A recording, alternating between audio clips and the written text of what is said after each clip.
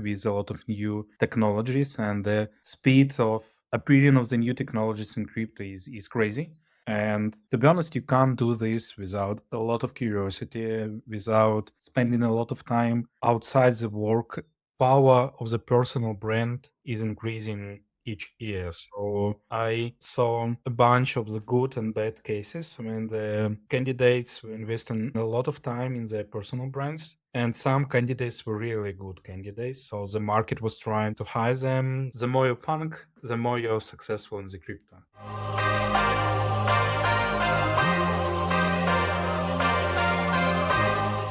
We are live on the Objective Hiring Show. Today, I'm joined by Artem. Artem, welcome to the show. Thank you so much for joining us. Thank you very much, Tim. Yeah, I'm really excited to be here. And I'm excited to have you here, and we're pumped, and we've been teeing this up for a while. And where I love to start with guests is just to hear a little bit more about yourself, because it just helps to frame the conversation of who we're speaking to. So, who is Artem, and what are you up to? Yeah. My name is Artem. I'm head of data at P2P.org. P2P.org is one of the largest staking providers on the crypto market. I'm here for the last 2.5 years. So previously, I had a pretty big experience of working in different branches, but all of my working experience are connected with the data, from the data tech positions till the head of data in a bunch of different digital organizations. I have pretty exciting journey for the last 2.5 years with the crypto, and this was pretty new branch for me with new challenges and new problems raised across this journey. Yeah. And is there anything about hiring in the crypto market that is somehow inherently different to hiring in any other industry? Yeah, to be honest, it's a pretty different hiring experience because usually you don't have a lot of restrictions with the business area that you are working in. You can easily, for example, jump from the e-commerce experience to some other branch and so on. But in crypto, you have a lot of specific knowledge you should have to be able to make this analysis. So, and this is pretty big challenge for the hiring because at the same time on the crypto market there are not a lot of really classical analysts with a big crypto experience. So we have to hire guys from the other branches and to spend a lot of time to bring crypto expertise for them. And and so it's different to, for example, let's say you've been an analyst in, I don't know, banking, and then you make the switch to retail, where there's, you change industries, there's always new stuff you have to learn. Is it that it's just a much bigger jump in crypto, and so like the learning time is a lot higher or longer? Yeah, definitely. I mean, the amount of knowledge you have to learn to be able to do analysis in crypto um, is pretty high. So, and the industry by itself is pretty unique with a lot of new technologies, and the speed of appearing of the new technologies in crypto is crazy. And so you have to learn a lot of new when you're switching to working in crypto. Yeah, for sure. So in AI and data, things seem to be moving so quickly. Large language models seem to be getting updated all the time. The capabilities are improving so much. You're saying in crypto as an industry, the technology is also progressing. So then I guess if you're working in crypto in analytics, then it must feel like things are just changing every single day. Yeah, that's true. That's true. And moreover, usually you can't have deep specialization in all the blockchains that exist.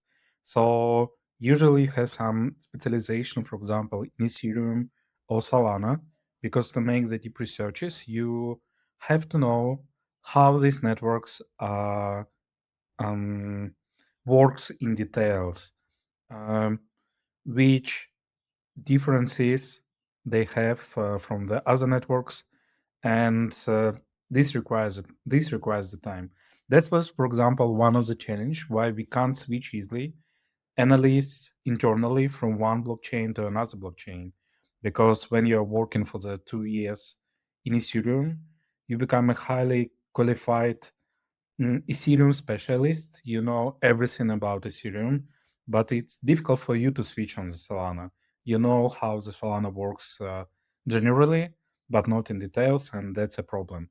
And that's real challenge when we are trying to find someone on the market, because Mm, new blockchains appear every day. New technologies, new ML narratives and initiatives appears every day. And when you have to find someone, you have to you have some small change to find someone with a good blockchain background. But usually this is not impossible.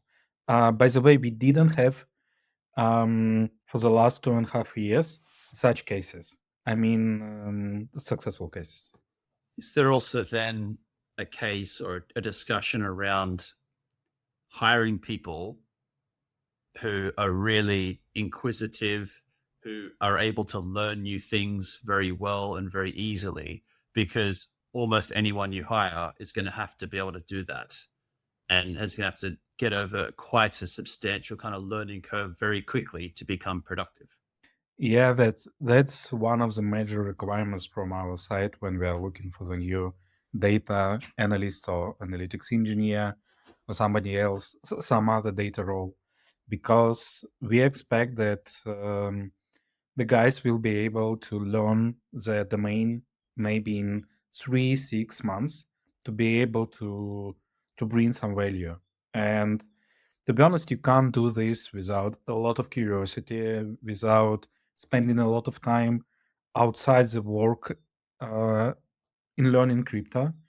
And what we can see that basically the guys who have in passion about crypto and who are excited about crypto technologies, they're 10 times more successful in making this onboarding and learning all this stuff, because we had successful cases with the guys who are really excited about all the new technologies that are appearing in crypto branch. But at the same time, we had another cases, man.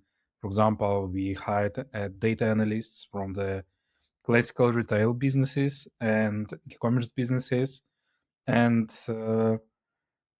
they were able to learn the crypto at some level, but they didn't have real interest in it. And on in the long term, it was lose lose for everyone. Yes. So then I guess the question is, how do you evaluate that interest in the interview?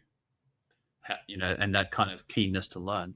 Mm, that's a difficult question. First one, we are trying to look at any crypto background, even the small crypto background. For example, when I have an interview with someone who even didn't try to learn what is taken before the meeting, for me, it's a bad sign. By the way, it's not the showstopper. And of course, we continue our interview and the next cycles in our hiring process. But even if you try to learn something in crypto before the interview, it's a big, big plus. By the way, as well, we are looking on the level of the energy um, of the potential of the candidate, um, because as we can see in highly um, i- with the speed of the change of the crypto, you have to had a lot of energy just to be um, on the cutting edge on what is happening, and it's difficult to describe as some um, defined mathematical criteria in hiring, but this informal criteria level of energy is really important for us. And then, so this is something that you try to gauge during the interviews. In the interview, do you take a like data-driven approach? Do you try to have like a scorecard where you measure candidates along certain dimensions, or is it more intuitive? How do you think about interviewing the candidates?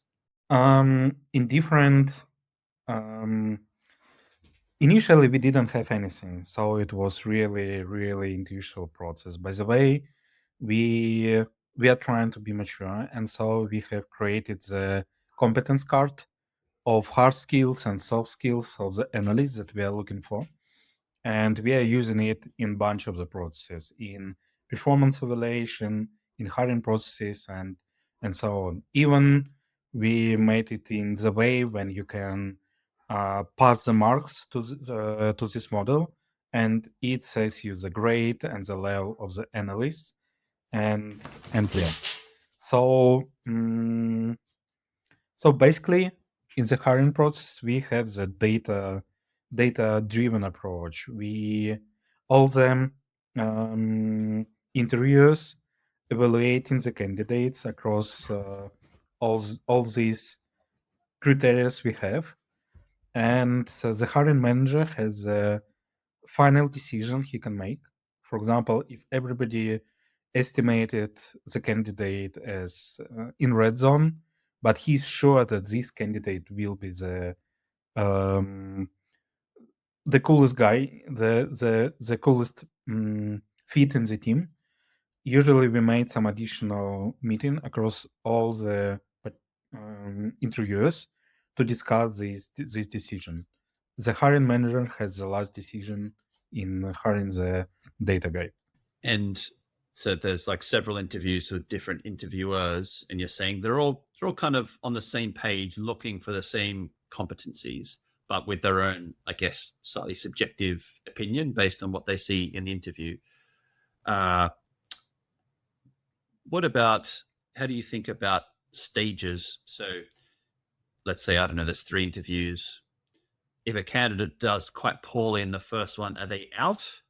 Or is it almost like you give them 3 chances and then you kind of take the average, or you take the best score? Like, how do you think of scoring across the interviews? That's a good question. Usually, we had the following stages: the HR screening interview, then we have the first interview with the hiring manager, where we are looking on the basic experience and background of the candidate. And on this stage, we we don't formally um, mm, pass any survey and fill any criteria. It's the decision of the hiring manager if the candidate will receive the home case. The home case is standard for all positions, even for team leads. It's pretty um, um, the home case that we are trying to do is connected with the crypto, so you have to learn somewhat about the crypto, and this is a real case that happened in the past, and we are given the opportunity to research and bring some insights about the case. So it's not deterministic task, and we are looking mostly on the ways how the candidate is thinking, how he's working with lack of the information and knowledge about the crypto. And so it's our on the test case interview. Usually we are asking questions. We are trying to determine how the analyst is thinking and what is his hard skills. So after this, we are making the interview with the key stakeholders of the position. And after this, we are making the final decision where we are filling the survey. All the participants of the interviews filling the survey about the candidate, and we are making the last decision. And once they've done the take home, sorry, so do they come back and present anything in like a case study kind of interview, or it's just the take home and then it's graded and then a kind of separate interview is after that? Um, Basically, it's a test case interview is a separate interview where the candidate is presenting his home test case and the way how he solved it. So, what we are usually looking on this interview, the way how the candidate presents the information and the insights and what conclusions he is making, the way how he tried to solve the issue, this research issue, and how what approaches did he use, how um, how did he made it? Did he, for example, made any public research on the test case? Did he what Python libraries did he use, and so on, so on. So we are trying not to limit the candidates on ways how they can solve the test case, because usually we have a lot of undeterministic tasks when we have to research something in the crypto that require a quick data extraction of blockchain data or something like this, and that's why we are trying to look we are trying to find pretty autonomous guys who can solve the cases from the start till the end without any additional help. Is part of the benefit of the follow up interview also because you can validate that they've actually done it? I mean, I guess one of the challenges with any take home is always, well, maybe they got their friend to help them, or now these days, maybe ChatGPT's been involved. But if you've got them there and you kind of drill down on the details, I guess it would become very obvious if they haven't done it all themselves. Yeah, that's it. That's it. Basically, what we can see is that for the last year, a lot of candidates are using ChatGPT, and um, and this is not bad by itself. I mean, it's a good tool to use it in everyday work.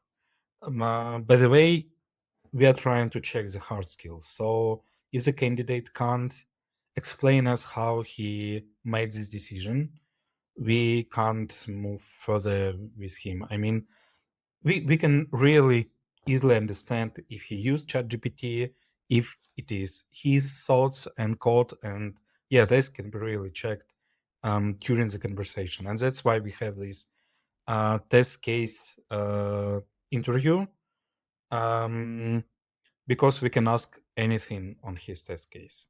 Can you think of any candidates like over the last year where they've done the test case, they've come into the interview, and it's been quite obvious that they don't really understand what they've submitted? I think maybe 10-15%. Yes, we had such interviews, 10-15% of overall amount.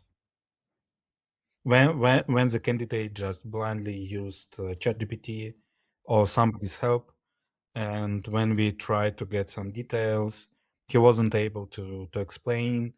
Or sometimes we are using the technique when we are giving the candidate uh, some random SQL or Python task just to double check if he really knows how to write the SQL or Python code. Yeah, sometimes we are doing this, and we can pretty easily understand if the candidate really knows SQL or Python or something like this. I have been trying to think about recently, with all the stuff that's happening with large language models, what to use them for and what not to use them for. And I was wondering if I could share a thought with you, which is that I wonder if the benefit is that they're like a leverage tool where it multiplies from your current skill set. But if you have no skill, let's say you're a zero in a particular skill, zero multiplied by 10 is still zero. So that the real value is making someone who's already a skilled engineer really efficient, as opposed to a complete noob who knows nothing. They're not going to get to that senior engineering level because they won't really be able to scrutinize the output. Is that is that what you see, or do you see it differently? Yeah, I'm looking on this totally the same. You have to have some fundamental knowledge of um, of all the hard skills you require to make the analysis. ChatGPT is a good helper, but he can't supplement all of your skills. and the efficiency of your work when you have these fundamental knowledges may be 10 times higher without it. And of course, you can solve most of the cases with the ChatGPT, but you will spend a lot of time, and as well the results can be not real. The results can be not so good as you're making it with a good fundamental knowledge of the data. And there are some classes of the tasks that you can't solve with ChatGPT. For example, you can't make good logical data model just with a ChatGPT. You can learn from the ChatGPT some fundamentals of how to do this, but without real experience, your first, I don't know, 10 logical data models will be bad. And so the experience, your real experience matters. On the candidate side, so the candidates who are applying for these crypto roles, are there any specific challenges that they face? Any way they should prepare themselves when applying for these roles? Like, for example, you've mentioned that uh, the barrier to learning, like the knowledge gap, is going to be a little bit high in crypto. Things are moving quickly, and that because of that, success seems to correlate with genuine interest in the field. Yeah. Any other challenges that candidates are facing, do you think? I think mostly only the high level of the interest due to mm, requirement of specific knowledge of the crypto branch. By the way, as well, what we can observe that a lot of crypto startups companies is quick and dirty companies. I mean, everybody is running, and they're trying to get value as soon as possible, and this is normal for the current maturity of the crypto market. By the way, this means that if you want to work with the data on the crypto market, you face huge amount of challenges. And what we're especially looking um, reviewing on our interviews is the way how candidate can quickly fetch some data, um, some crypto data, because basically you have maybe, for example, you're trying to fetch some Ethereum transactions. You have maybe 15 ways how you can do this in real life. And what we are really likes when the candidate is able to find different ways of getting the same data, because usually just using the one source of data mm, will force you to have some data quality and data governance issues. So the good data analysts can quickly, in crypto, can quickly extract data from the various of the data sources, compare it, clean it, and use it. And this is a common problem in the crypto market. What about when it comes to using large language models or any kind of AI in the hiring process itself? Is that something you've started to dabble with on the hiring side? Mm, we are not using any LLM models on the hiring side right now. Maybe when we are creating some job descriptions or some good description of the test case, but basically, I don't see the ways how they can help us. By the way, mm, what I really like that after mm, after widespreading um, of LLM models across the market, the overall way of the description of the test cases and description and conclusions increased in all our test cases. So we can see that usually candidates double check themselves in for example ChatGPT or any other LLM models, and I really like that the level of the language and conclusions is really high right now than previously. So, but it's not on the hiring side. I mean, it's on the candidate side. And let me propose then a few potential applications just to get your thought on this. So I guess there's like the resume screening stage. currently done by a human, let's say someone in talent acquisition, maybe also someone in analytics, and having, let's say, a more consistent or scalable way to do that, maybe measuring, like a match score between the resume and the job description, scale that process. Would something like that be valuable, or do you feel like it would be better off doing it with humans? That's really interesting question. I'm not right now. I'm not making a lot of um, research research work for the new candidates. Mostly, it's our recruitment team is making this, and I know that they're using bunch of the LLM models, but basically these models that are embedded in the recruitment tools that they're using. So it's not the separate tools, that's just current that's the current tools that they're using for track all the CVs and tackle the hiring process.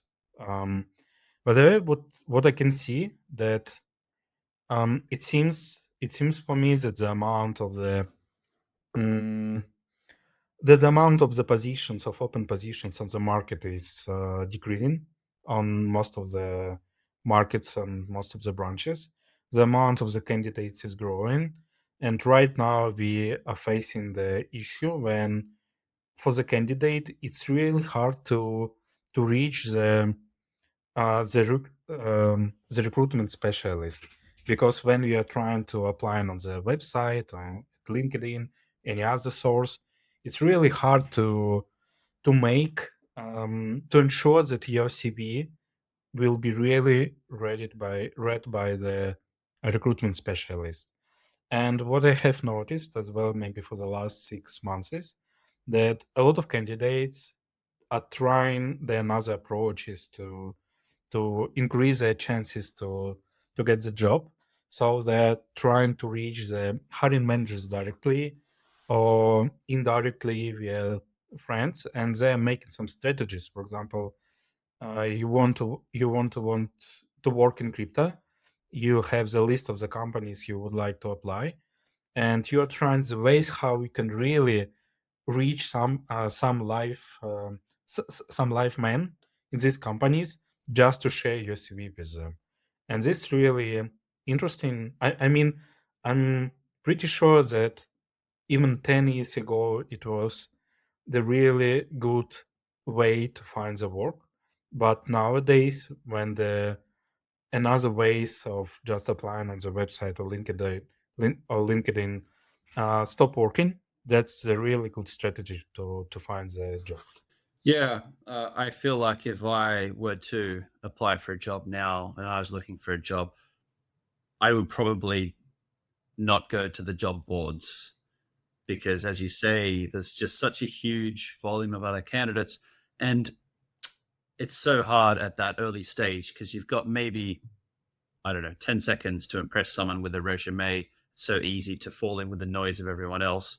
I would certainly be trying to use my networks. What about you? Like, if you were suddenly going for a job in a month, would you still be applying on LinkedIn, or would you use, your networks, or how would you approach it? I think that I will try to use my network and direct connections with somebody in the companies I would like to apply. So the way I would like to find the job is to make the list of the companies I really like to work with. Then I will try to find the strategies for each point in the list. How can I reach somebody here? How can I efficiently apply into these companies? Because yeah, job boards doesn't work right don't work right now. Yeah, I think any candidate working in analytics who's also got some experience in sales, I think will have a much easier job at getting a job because, most of early stage business development is doing exactly that, coming up with a target list of accounts, figuring out who do you want to reach out to, crafting an email, writing a LinkedIn message, doing a phone call. And so it's just that process, but applied to getting a job.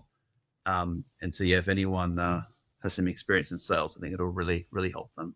Yeah, that's true. And I think that the power of the personal brand is increasing each year. So I So a bunch of the good and bad cases. I mean, the candidates who invest in a lot of time in their personal brands, and some candidates were really good candidates. So the market was trying to hire them. They are something like the stars on the market. By the way, we had at the same time bad cases when the guy just was when the guy just were pushing their personal brand without real investment in their hard skills and soft skills. And mm, I mean, just personal brand doesn't work as well. So you have to have the balance of the soft skills, hard skills, and the ability um, to reach somebody and impress somebody. Of those skills you've laid out, those kind of segments of skills, how do you think about yourself along those segments? Is there one that perhaps you'd be focusing on, that you will focus on yourself in the next year? Yeah, I think definitely yes. And I have personal experience when I invested a lot of time previously in conferences, participation, making public speeches, and this really boosted my career, to be honest. And I think that we shouldn't underestimate this way of building personal brand. But as I initially invested mostly on the Russian labor market, and my brand was created there. When I switched it to the worldwide companies, it became really hard to work on this on the personal brand. And yeah, I would like to boost my skills of mm, building personal brand and making some community around me and around I don't know, crypto data or any other topics. I have one question for you, and if you don't feel comfortable answering it, it's completely fine. But I was interested, your Russian background, is that correct? Yep, yep. Have you faced, do you feel like, have you faced any discrimination, do you think, like any kind of bias when going for roles with non Russian companies? Definitely not, to be honest. I didn't face it at all. And I think that on the mm, data market, information technologies market, it's difficult to find. I mean, if you're a good specialist, then everything else doesn't matter. And yeah, so I have a pretty good Russian immigrants community who are working across the Europe, USA, and other markets. Yep. Okay. That's good to hear. I'm relieved to hear that. Um,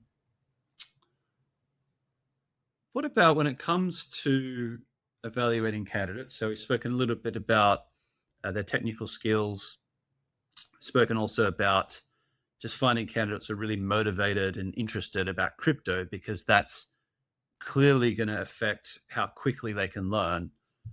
Uh, how do you think then about cultural fit? Uh, how important is that? And is it ever at odds with the concept of diversity, diversity of thought or diversity of mindset? I sometimes feel like they're slightly contradictory, but I'd love to hear your thoughts. That's a really, really good question.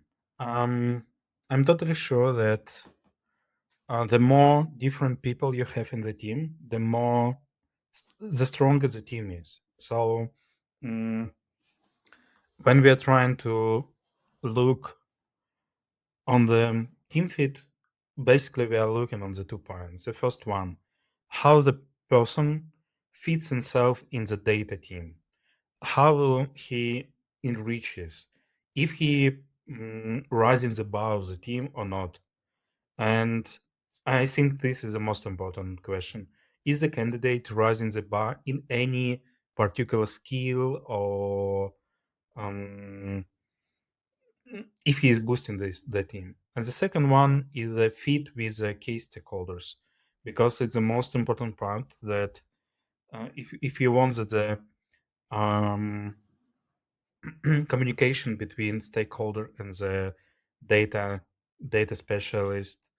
If you want to make it successful, you would like to have this connection, this fit from the first day of the candidate stakeholder. And there are a bunch of the cases when the data analyst is changing his stakeholder, and for him it's difficult to work with a new stakeholder.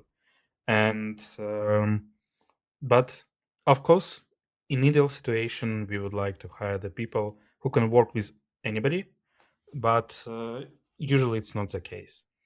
And one of the things that I have noticed hiring in the crypto, it's connected with the passion to the crypto I have spoke to earlier.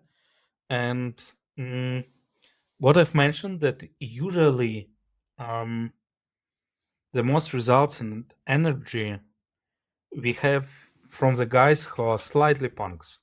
I don't know why, but in crypto this works because crypto is right now the branch of the punks. The more you punk, the more you're successful in the crypto. And this is pretty, I mean punk like crypto punks. I mean the guy who is not conventional and yeah. So I mean that mm, it's not easy to work with real true CryptoPunks, but it's good to have couple of such stars in the team because usually they can bring a lot of insights. But we are trying to balance the team to have, for example, mature guys with proper soft skills, to have the guys with a strong hard skills. So this balance creates the really good fit and make the team stronger. I liked how you framed it in terms of finding people who are going to be better along some dimension versus what you already have. Uh, and I was thinking about the same thing recently, doing recruitment for my football team, my local amateur football team, and like the number one thing I thought about this season was they have to be better than our current players. Like any new person who comes in has to be better in some way, faster or more skillful or more committed or whatever. And yeah, I feel like if I think back to our own hiring in our business, maybe sometimes we didn't always follow that what feels like a obvious rule. Because if you keep doing that, and I guess the average keeps going up, which is fantastic. And to be honest, I think this works for any level of the position, even for the junior specialist, for example, or interns, because even if you're a junior specialist or the intern, usually the hiring manager will ask, okay, how you're rising the bar across another juniors or across all the team. And if you can bring something um, special to the team, that's always good. One person that I interviewed said to me when it came to this diversity of thought that he said, yeah, it definitely leads to better outcomes. Like you arrive at a better place because you've had this wider view of things. But he said maybe a bit slower though, because there's a bit more debate and you're not just all thinking the same way, so it becomes a bit slower.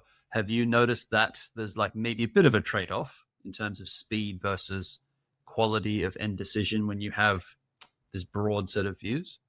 Mm, I can agree that that's usually the trade-off. The quicker you're making something, the less time you spend on the conclusions, on insights, the less quality you have overall. By the way, it really depends on the branches you work with. I mean, in crypto, you can't spend half an year on the data research. It's just not acceptable, and so you have to be quick. And in other branches, it works in another way. And I think that, um, for example, there are a bunch of the fundamental researches in crypto that usually are performed via grants from some foundations of the networks, and for them, it's okay to make the research for the half an year. But for the internal researchers, you want your stakeholders to be happy, and so usually you have to find some balance in terms of the time and the quality. And you'd mentioned, yeah, getting people who get along with their stakeholders and that being important. And so that's assessed in like a stakeholder interview. Is that the main way that you evaluate that in the hiring process?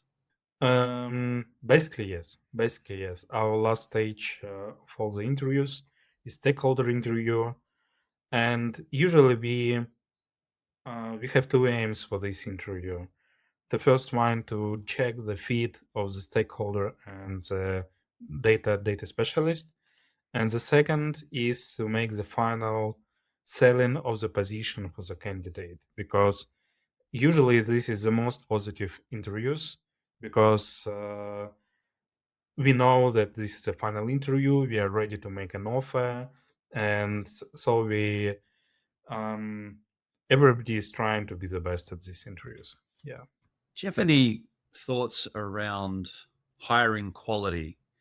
That is, uh, like how if you were defining this, or if you do define it, or you try to measure it, how do you think about it? How should we be thinking about it? Because this is something I've been asking lots of people. Doesn't really seem to be a consistent definition. Some companies, well, most companies don't even measure it at all. And so I'd love to get your thoughts on hiring quality. That's an interesting question. To be honest, we are not systematically measuring the hiring quality. Of course, we are measuring the amount of the overall employees that leave us due to the bad fit or the bad hiring quality, but it's pretty low because usually you spend a lot of time in the hiring. It usually takes at least 2 months to find really good specialist, and so you're mostly interested not to make the mistake. So the way that I'm thinking about it, it is really important to build this defense on the entrance, to make the interviewing process, to spend more time on the hiring, to make the interviewing process more complex, to bring the data driven approaches in the estimation of the candidates, then to solve the problem when you hired the wrong guy. And that's why, for example, we had a lot of thoughts about how should we build the hard skills check of the candidates. Should it be home case? Should it be live coding interview? And we decided that we would have the small live coding part in our test case interview, because it takes a lot of time, but it's really important because you really need to be sure that the candidate has proper hard and soft skills. And um, and right now we are only decreasing the quality of the hiring process, the requirements for the hiring process, only if we are in a real rush, when we need to hire someone in 1 month, something like this. Yeah, I think it's so difficult in hiring because of course you want to hire the person as soon as possible. And I don't know about you, but whenever I've done a lot of hiring, I get almost like a hiring fatigue where I think, oh my God, can we just hire this person? Like we've been interviewing all these candidates, like let's just make an offer to someone who feels good enough. But I think that's such a bad trap to fall into because as soon as you've hired a few regretted hires, bad hires, whatever you like, it's way worse than just waiting an extra week to hire someone. Unimaginably worse for everyone. The candidate first, if they end up having to get fired after 3 months or something, that's like a disaster for them. And then, unless you're a very strange character, I think most managers don't really like having very difficult negative conversations like every day with someone. Like that's just stressful. And so I think, on balance, it probably is worth waiting or having an extra step just to be as sure as you possibly can, I think. Yeah, I think it's just the experience of the hiring manager, because um, the hiring without strict requirements, working in short term, you can make it couple of the times, but in long term, it's not working because you have properly balanced the team. You should have the proper fit of every employee of the team. You should um, mm, the team should be complementary. Each new employee should add some value to the overall team, and this requires the time. And it's good to make couple of such mistakes because then you will definitely understand how to balance the requirements on the interest for the candidates and the overall hiring speed. Because usually hiring recruitment team is pushing hiring candidates to speed up everything, just to be able to hire more guys in a shorter amount of time. But it's really important to push back the recruitment team in such cases. Yeah, and I guess then, at least in theory, would be the benefit of having some kind of clear quality of hire metric that maybe is almost like a shared metric. Because I can imagine, yeah, most talent teams, probably their main KPI would be time to hire or hires made, like bums on seats, we call it in Australia. Uh, and rarely, from what I've seen, would they be motivated by quality of hire. And the pain and misery of a bad hire almost always falls on the hiring manager and the team, not really the talent team. And so having some kind of clear metric, I don't know what that would look like exactly, but a first pass would be, I don't know, average performance review rating, or did they pass their probation? Like, I could imagine a few basic metrics like that would at least be a good place to start. Mm, yes, maybe. I think it's really difficult to define the metric of the quality of the hiring. We are usually only looking if the candidates work at least 1 year at the company. Because if you joined and lived earlier than 1 year, this looks that we fuck up somewhere. Actually, I should share one insight I got. So I did speak to someone yesterday who does hiring at like a ridiculous hyperscale in Europe, and the way they started to measure quality of hire was they did like an NPS survey to the hiring manager at like day 30, day 60, day 90. It was very simple. It's just, would you hire this person again if you knew what you knew? It's like a yes, no, and average that out across thousands of placements. And I found that interesting because they're getting like an early indicator. They're not waiting for the 6 month performance review or probation. They're getting this kind of just little simple metric early on. Uh, and then if they start to notice an average decline, then that's a conversation for them to then have with that hiring manager about their team, and then readjusting the process as a result. So I found that an interesting way to do it. Yeah, it's really good approach, to be honest. I think I'm sure this metric should works because we have, for example, for the first three months of the candidate, we have the um, recruitment, not the recruitment, I mean the people manager screening of the new employees. It's not the direct manager. It's HR team is doing this survey each month of the first 3 months of the employees. By the way, I think if we can add the question for the hiring managers in these surveys, it would be really great. Because yeah, it can it's proxymetric and it can somehow highlight if the overall hiring process is working good or not. I mean, it should be the balance of this metric versus the metric of the speed of the hiring. Yeah, really good. Artem, it's been a really interesting conversation today. We've covered off a lot of different ground. I've really appreciated hearing your insights, and I'm sure our audience has as well. Thank you so much for joining us. Thank you very much, Tim, for the opportunity to discuss all these topics. This was really a pleasure for me.